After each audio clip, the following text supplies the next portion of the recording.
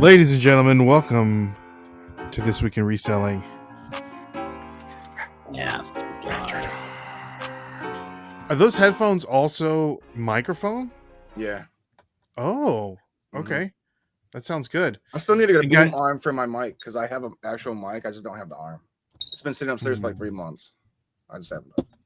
Come on, Brendan. I know. Get it together. All right. Well, we're here with Tracy with Jack's Treasures.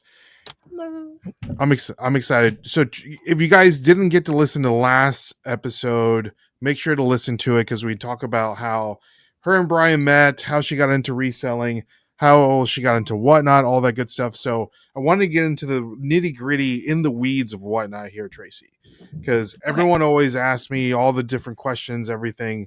So real quick, if you were to give 3 Whatnot tips to a new Whatnot reseller, what would they be? What are the Number tips, one, Tracy's tips to success? don't bring junk. I think Ooh. all of us have probably made that mistake, starting off bringing our like eBay rejects and things that we don't have any other place for. But all that's going to do is get you kind of started off on the wrong foot. I mean, start off bringing better stuff. If you've got a price high, you don't have to start at $1 start. There is no law saying that you can't start at, 75% of retail or whatever is a number you're comfortable with, but don't start bringing junk. Number 2 is to just get involved. Go to other people's shows, people that you maybe know from YouTube, people you know from your community, people that you've heard their names mentioned before. Just go into some shows. You don't have to buy, you don't have to even tip. Just go and be social, chat with people, let people know your name. And number 3, be prepared. Don't come into shows not knowing what you're going to do. Have your stuff pulled. If you can preload for your first shows, that's going to help you gain some momentum, be able to get the pre-bids and things like that. But coming in, not knowing what you have, scanning around the room saying, do you want me to run this? That's not going to give a good look for you. I like it. So I can't be selling. That's Brian. Sorry. Brian. Yeah, It's actually my daughter, but she's upstairs, so I'm not too worried about her. Brian heard all the Brian bad things we were saying outsourcing about right now while you're doing this interview? He is actually cleaning out a storage unit. He's out in the heat working his butt off. So Good. That's where he needs Yeah, to be. that's right. So you say, Tracy, you said not to bring garbage on Whatnot. So right. a lot of people, they're scared of going on Whatnot because they want to are. bring their good stuff and it doesn't sell for what they're wanting to sell. So how does Right. that mentality, are you going to lose money like your first shows? Tell us, how was it for y'all? Or were you guys just lucky and got on the right trains and started talking to the right people? We were lucky in the beginning that at that point we had a abundance of inventory that we didn't mind losing money with. We had like some action figures and some video games and things like that we really didn't have time to put them all on Whatnot or on eBay. And while they may not have been like super top dollar things, they still had that desirability. And we didn't mind trying them on Whatnot, and they sell for what they sell for. But I'm going to have to pause for a second. I'm sorry. Yeah, you're good. You're fine. So Tracy had us. We're back. Tracy had to. Yes. Your cat broke a window. How does a cat break? How does that even happen? Yeah. I'll put the information in the comments when I have it. Just paw right through the window, the whole thing. Yeah. Or did the cat kick the window? Yeah. I'm not even sure. That's a strong. I can't remember what we were talking about. What were we talking about? Bringing good stuff. Yes. It can be nerve-wracking at first, and I tell people when you first start, do not feel like you have to do dollar starts. Dollar starts are great. They're fun. They work for some people. But you don't have to start it at a price you're uncomfortable with. But if you hope to get any action, you are going to have to be lower than an eBay price because your audience is never going to be as big as it is on eBay. So it's just kind of finding that happy balance. Once you build your following, then the amount of stuff that you can sell is going to more than make up for the fact that you're not quite getting eBay prices. So it's got to be an investment. So it's like you're selling more, but not as. Mm-hmm. Yeah. Okay. Gotcha. Another thing I didn't mention, but like that. Whatnot is going to, the people who are going to have the biggest success on Whatnot are people that have the ability to continuously source a large amount of inventory. If you're trying to get your inventory going to Goodwills and an occasional yard sale, it's going to be a lot harder for you than if you have some sort of a source, be it private picks and connections, or you do storage units, or you can do pallets, or you need a source of constant inventory if you want to really make a go of it. See, I don't have that. That's why I never even tried. And that was going to be my next question. For everybody. It's not for everybody. I would disagree, Brendan, because you have you can go to the bins. You just got to go in there and. Yeah, you just got to go to the bins, Brendan. Yeah, but they suck. They've been sucking for like the last year and a half. Oh, they're not great. When was the last time you were there, Brendan? Like a couple weeks ago. Oh, okay. Yeah. So. Did you go to that? Weren't you going to go to the Gary, Indiana bins at one point? And did you go? No, I'm gonna go. I don't know. Probably toward the fall. How far are you from the Gary, Indiana bins? Because that is the absolute best bins I've ever been to, and I talk about it to this day. It was just like item after item I was pulling, and I was only there for about an hour and a half. Banger after banger. That's why I want to go. I'm probably like, I'd say 2 hours.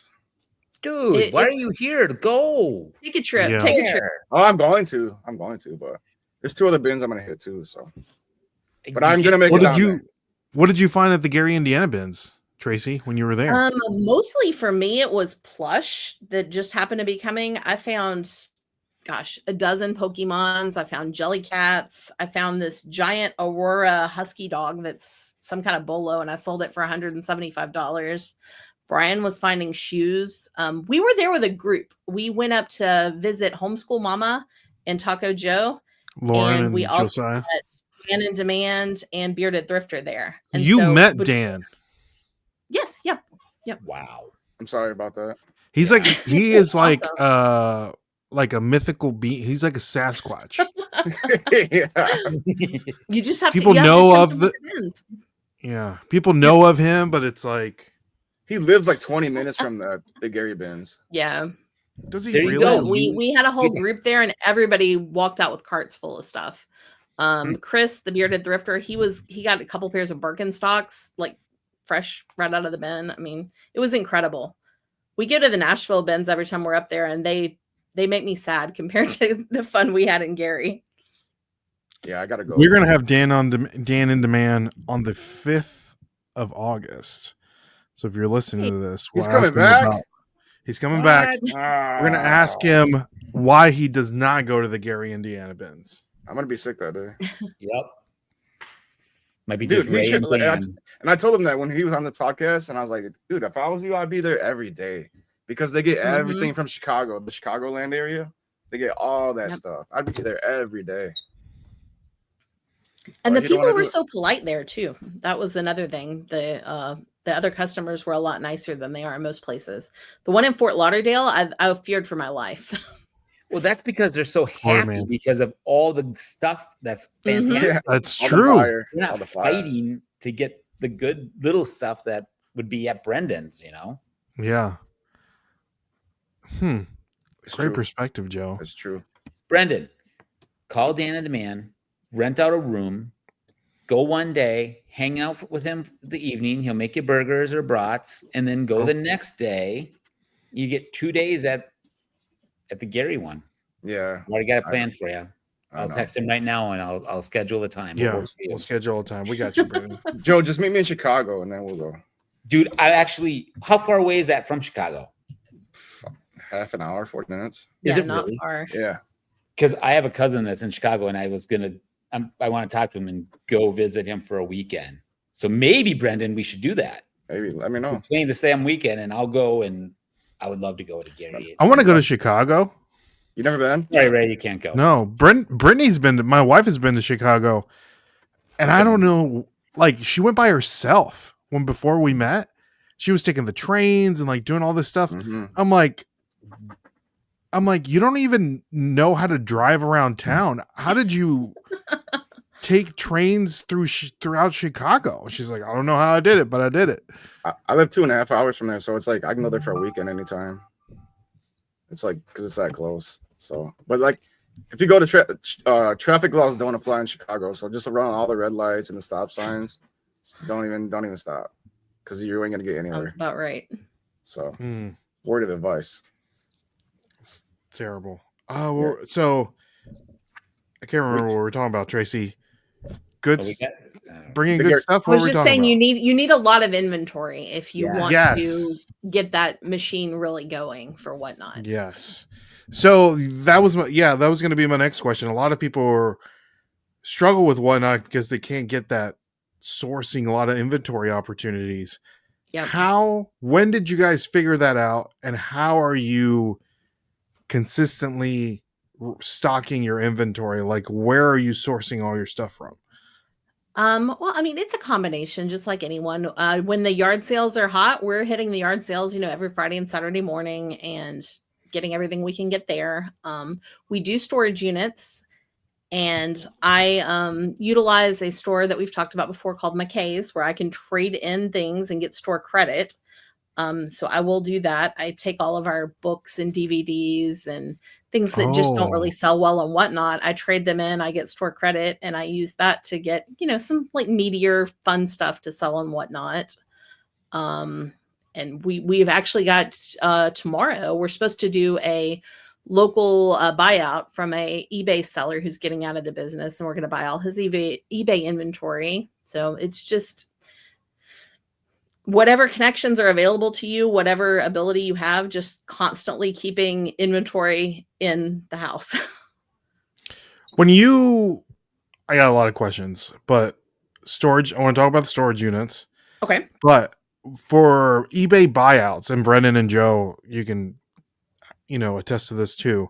Whenever someone reaches out to you and they want to sell their eBay store, their eBay inventory, what does that look like? Like, I know that they have like a value of what it is on eBay. You can see that in your analytics. It's like, so do you take a percentage of that? But some of the stuff that's on there has probably been super old. So the price on there probably needs to be adjusted. So it's like, I'll buy your stuff at 40% of the value or 50% of the value. Like, how does that conversation? Yeah. For us, before I will even talk to them, we tell them we are resellers. We buy things at reseller prices. I'm used to paying pennies on the dollar. Think about what you might get at a yard sale and maybe a little lower than that. And if they're still interested, then we'll talk numbers. I don't really look at the value that it's been on eBay. I don't care. Yeah. I just look at the stuff and I make an offer based on the items I see. So do you go through it and like itemize and like, okay, I think we can get this much money for this. Like, how does that work? Because I've never done it. So I'm super curious. Well, I mean, he's got tubs. I'm going to open the tubs. I'm going to look in the tubs. What do I see in there? Do I see video games? Are they all NBA Live, 2017? Or do we have some higher quality things? Clothes? I'm not paying much for clothes unless they're old t-shirts. That's the only thing I'm interested in. And then I just kind of figure out a number in my head and then maybe round it down a little bit. But anybody I'm going to make a deal with, they know ahead of time that this is not the way to get top dollar. And I'm more than happy to share with you some ways that you can get more money, but I'm not it. So if you want to sell to me, it's because you just want this stuff gone and a little bit of cash in your pocket. Mm-hmm. Joe, have you ever had anybody do that? Come to you and be like, hey, I want to sell my eBay store to you. What do you? No. And I've seen people post stuff on Marketplace and they're like, oh, I've got $30,000 worth of inventory. I'm selling it for $15,000. And it's like 3 weeks later, it's selling for $10,000. 3 weeks later, it's down to $5,000. And I'm like, yeah, it's okay. Yeah. I mean, I'm not really out seeking those opportunities because I'm in Atlanta and there are hundreds of storage units every week. I can source from that if I need to, but word gets out amongst friends and friends of friends that you do this, and the opportunities come to you sometimes. And I'm never out to rip anybody off, but at the same time, I'm not going to overpay. I'm going to be as nice about it as I can, but they have to know before we even discuss it that we're not going to give them top dollar. They get bottom dollar. That's what they get. Yeah. Brendan, have you ever had that?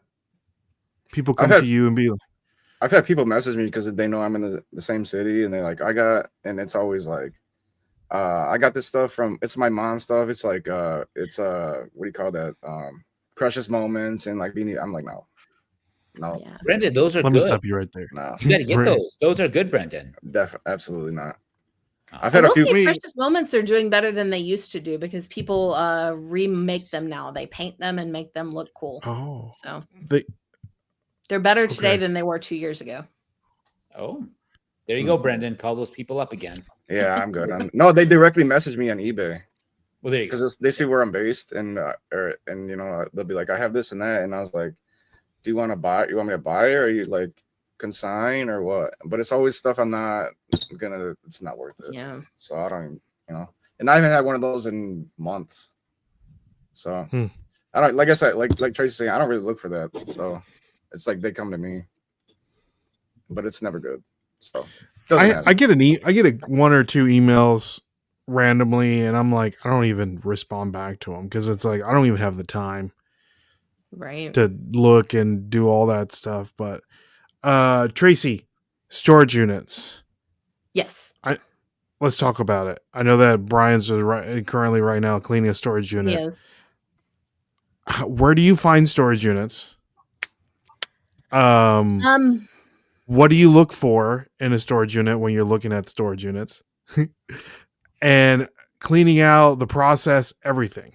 Because this is probably the third or fourth person that we've had that done storage units that we've had on the show. Something like that. Yeah.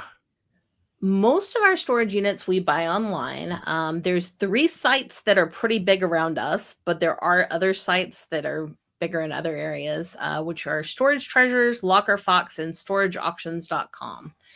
And the various facilities post them on there. There's pictures and a very brief description, and you have to go from that and decide what you're willing to bid.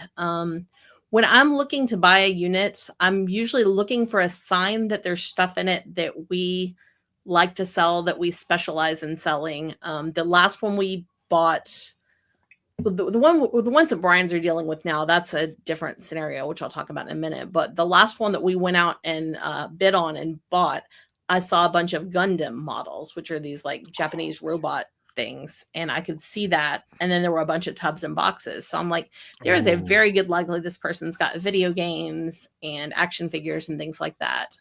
And they did and they didn't.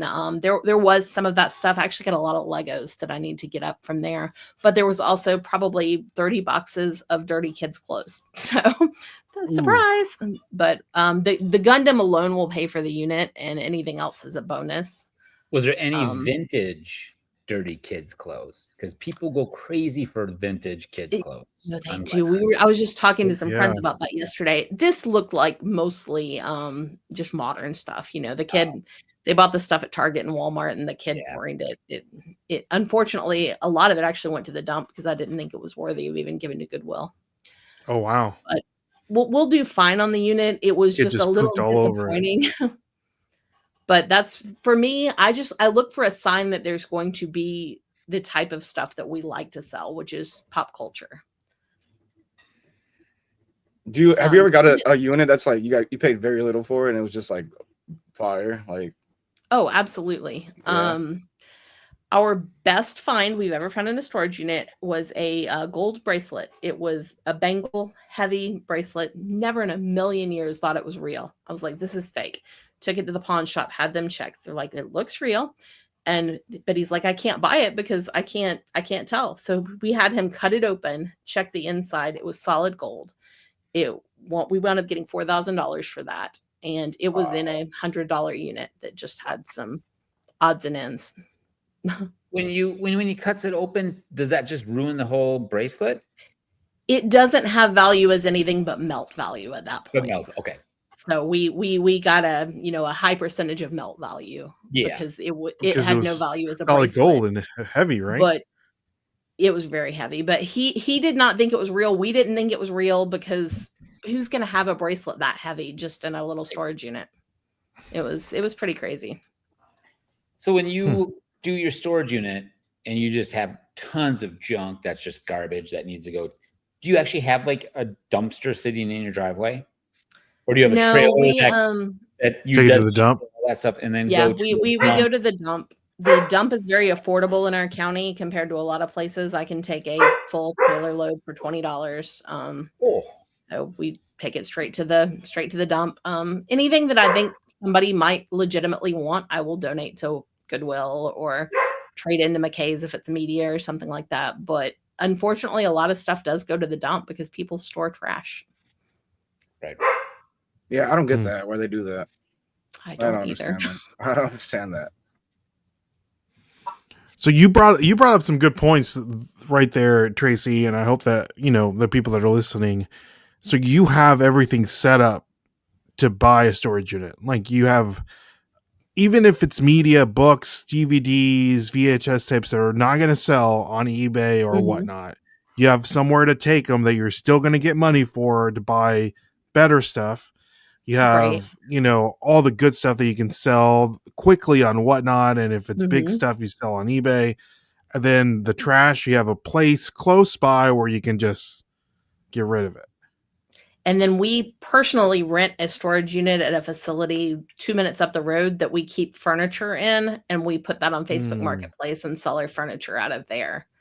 That way we're not tripping over it in our garage, and it's a very easy place to meet people. There's cameras. There's always someone working there if we go during the day.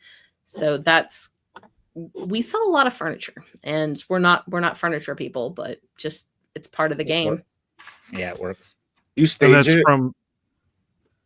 You stage it or just take pictures of it? Because some people stage it with like a lamp and.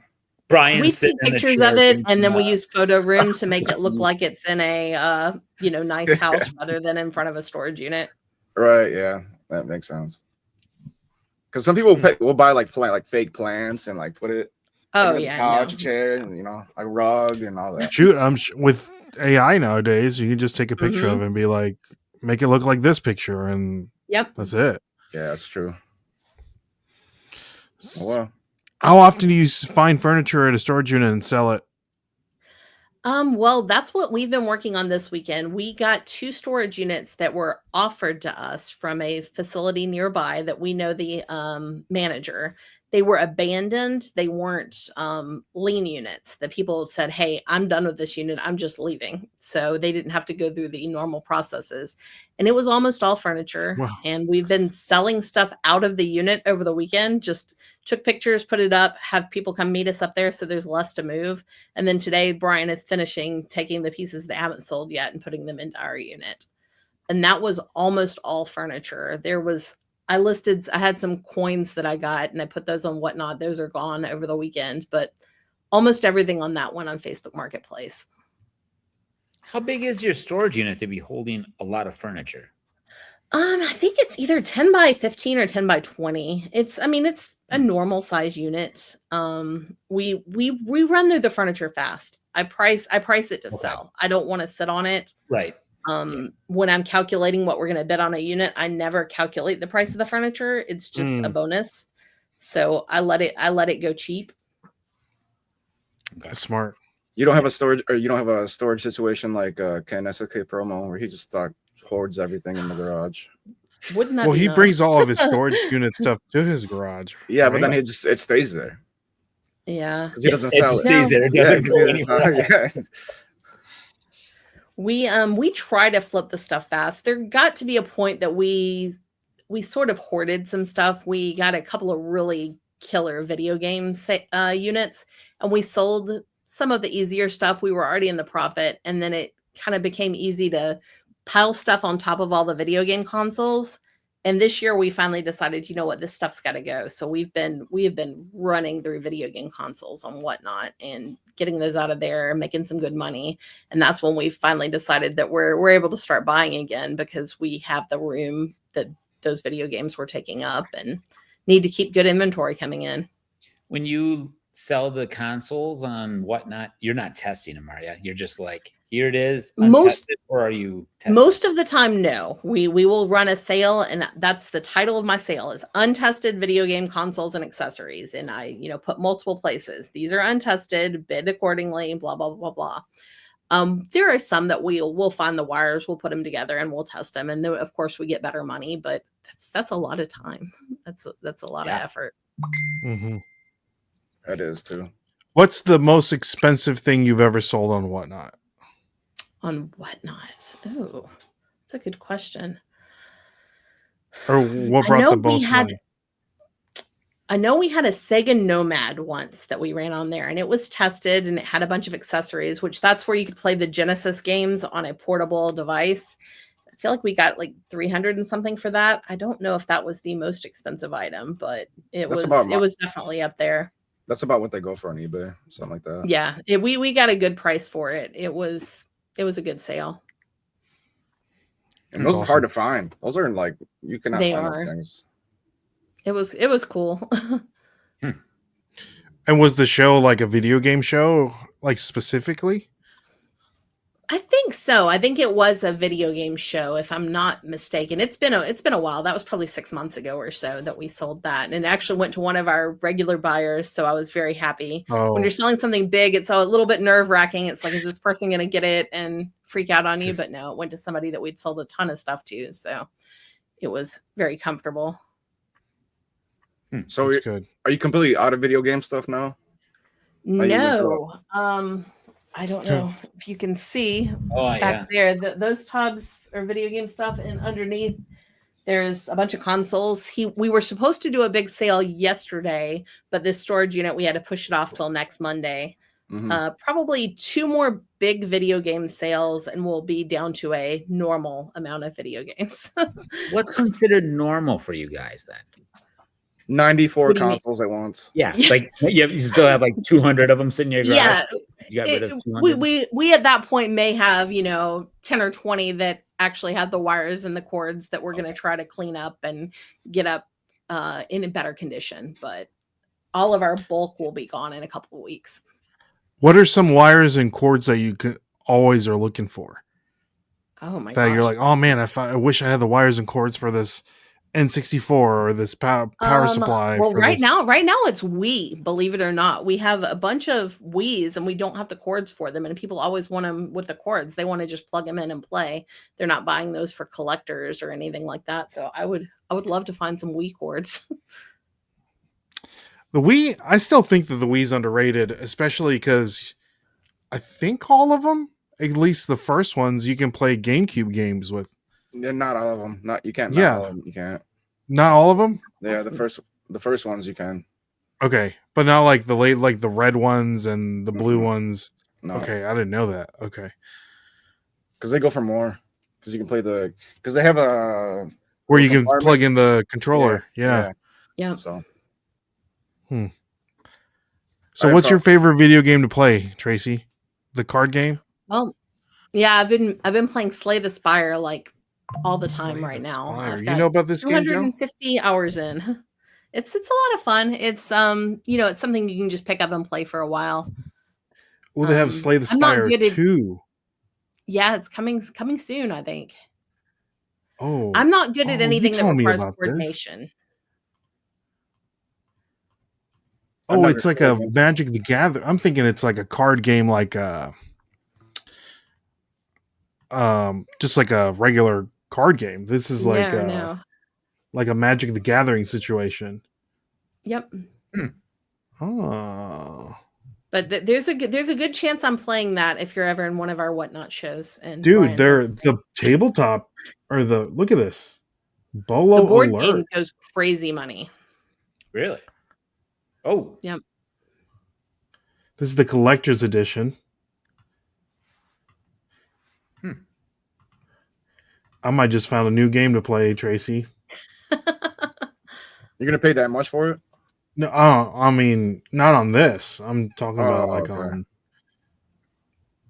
I'm pretty sure you can get it for around $10 on Steam if you play computer games. So that's Okay. probably the easiest. I'll get it on the intro. Switch. Slay the Spire. Okay, I want to play it now. I actually Is there- sold do a you win? copy of it on Sunday. What's that? Do you win? Like, is there You like do. you? Um, Okay. Yes and no. You're always improving. As you beat it, you go into a higher ascension and it gets harder and harder and harder. So I think there's 20 ascensions and I'm at like number 13 right now. And I've been playing it a ton. Okay. Okay. Well, nice. Well, Tracy, thank you so much for coming on the podcast. This has been fun. Make sure to find Tracy on all of her reselling and Brian's reselling adventures. I was looking Yes. for the music. Be like that. And congratulations on winning the Reseller Showdown.